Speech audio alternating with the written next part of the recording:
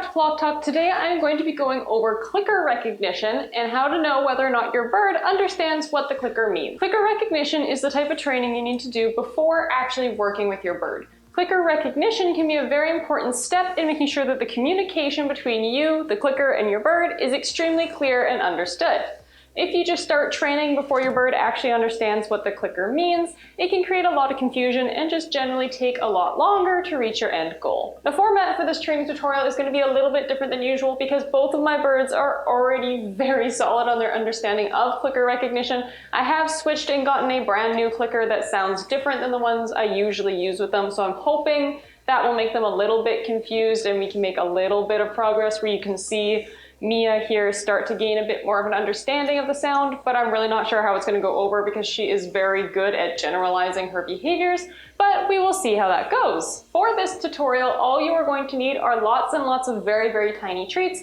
I am personally using millet that I have broken off of the sprig, and I'm just using the tiny, tiny little individual seeds for this tutorial. Additionally, you will also need a training clicker. If you do not have one, you can find them at just about any pet store. This one is a freebie you can actually get from PetSmart. You can also just use the click of a pen or your tongue pop if you really prefer. You can also use different markers such as the word good or yes. The main thing is that whatever noise you are using is that it is consistent, it is the same tone and the same volume every single time.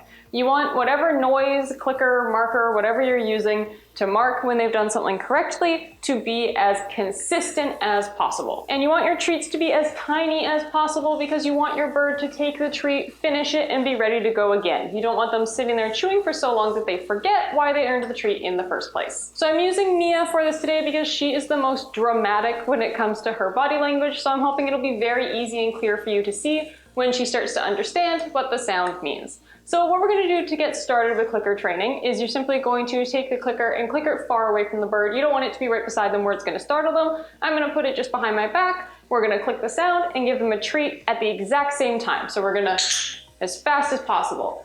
And the reason why you want to be as fast as you possibly can is because you want them to be going sound, treat, sound, treat. So they're starting to bridge that gap between, oh, that noise is there, there's a food coming, there's something coming.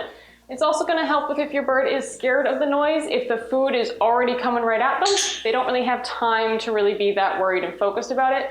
If your bird is extremely scared of the clicker, I would recommend finding a friend or a family member and having them click it in a totally different room while you are with the bird delivering the treat as soon as that sound happens. That way the bird is going to be able to be in a more comfortable space where the noise isn't as loud, but they're still able to earn those rewards and build that comfort where they can then start to feel more comfortable with the noise, where they can be right beside it, and you can start doing this process. So Mia's pretty comfortable with the sound now. You notice the first time I clicked it, she kind of stood up and moved her head away like, ooh, that was a little upsetting. Not quite sure what that noise was. And now I'm clicking it and she's not flinching at all. She's just kind of sitting around like, treats are coming. I'm hanging off my little atom here. I'm gonna get food. So Mia's nice and comfortable with what's going on, so we're gonna start progressing to the next step here, and we're just gonna increase a little bit of the time. So I'm gonna click, give her a treat. So now instead of giving her a treat at the exact same time as clicking it, I am going to make sure that I am clicking it and giving it to her right after. And very, very quick, you don't want there to be a lot of time between this. You want click, treat. So that way she's hearing the noise and then the food is showing up. So she's starting to kind of understand the noise is there, food is coming. You don't want there to be a super huge gap in between because then the bird is not going to make that connection.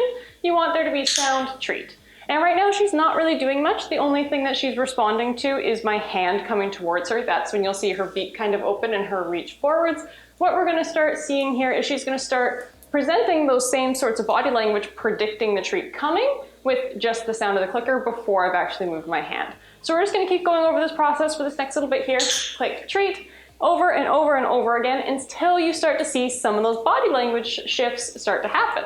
All birds will present their understanding a little bit differently. Mia gets quite dramatic and she'll start to stretch her body out for the treat in anticipation. With Newt, he presents his body language a little bit differently and he just simply turns his head. He doesn't lunge forwards or do anything really dramatic. That's why I'm using Mia for this, because it should be really obvious when I click it. See, she's starting to do it now, where she starts to lean forwards and open her mouth like she knows a treat is coming. And that's how you kind of know when your bird understands what's happening here. The noise is there, oh, there's going to be a treat, I'm going to reach forward and hopefully get it. Not all birds will be as obvious with their body language, and when it's the first time being introduced to a clicker, it will take them a little bit more time. Good. So we're starting to get a little bit of bobbing out of Mia here, where she's starting to hear the sound and kind of lean, but she's not quite sure. So we're just going to keep going, repeating the process until we get a little bit more of a dramatic response out of her, where it's very obvious that she understands that a food reward is coming her way. You by no means have to use a food reward with this. Some birds are not food motivated. You can do this exact same process using toys, using noise, using scritches, and you'll still get the same response, where the bird should start to slowly anticipate the reward coming. So I'm just going to speed through the footage a little bit here as I just repeat this exact same process, click, treat, over and over and over again, and I will slow things back down for you when I start getting a bit more of a response out of Mia. So I've turned Mia around a little bit here because I figured this part might actually be blocking you.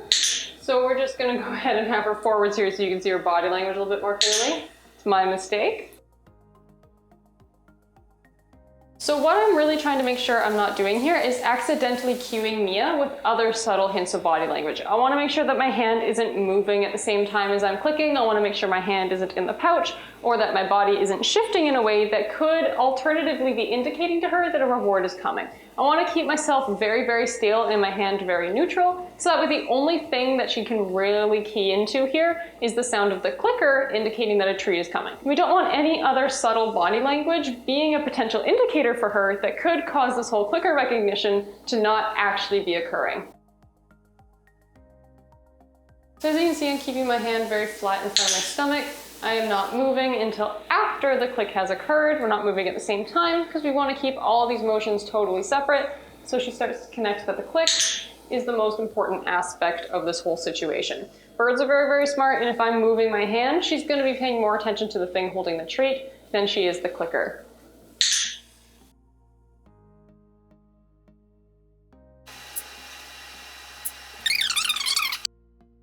So we're starting to get some good little responses here. I'm not sure if you guys can quite tell through there. I will try and zoom in if you can't. But, can you back up please? Every time I'm clicking it, she's starting to turn her head down and look towards my hand, because now she's starting to associate that the click means my hand is coming towards her with a treat. So we're starting to get a little bit more of that anticipation and understanding that food is going to be coming every time that sound is heard. That was a really good one there. She whipped her whole body down to go, ooh, food is coming and I'm ready for it. So now we're at a really good point where we can tell that Mia is starting to really understand what this sound is going to mean.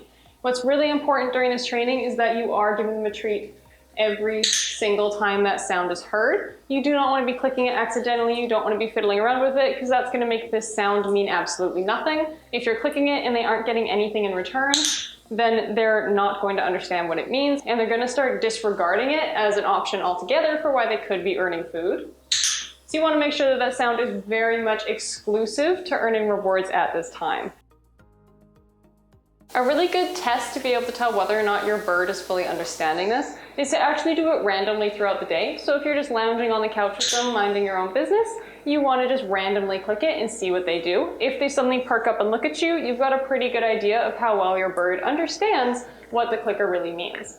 If you click it and the bird doesn't really acknowledge it and moves on, odds are they haven't fully made that connection yet. In situations like this, it's very easy for Mia to anticipate what's going to be happening because I've just been standing here giving her food the whole time. It's very easy for her to accidentally start showing signs of understanding what the clicker means, when in reality, she's just kind of generalized the situation into meaning, hey, food is randomly going to be showing up.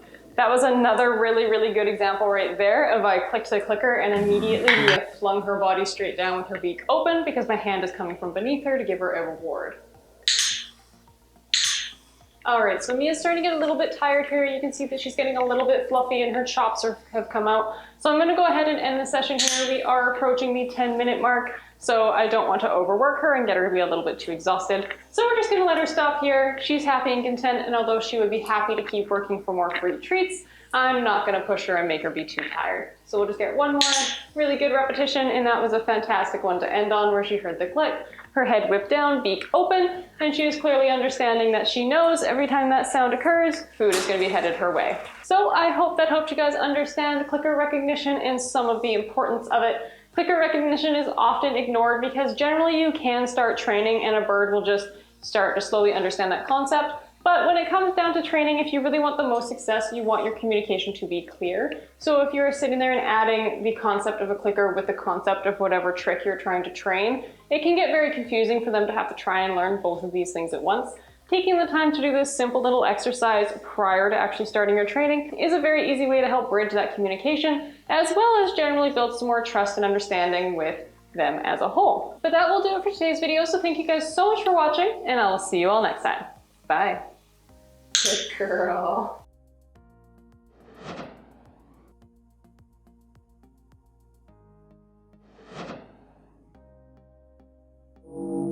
You ready to bed? Good boy.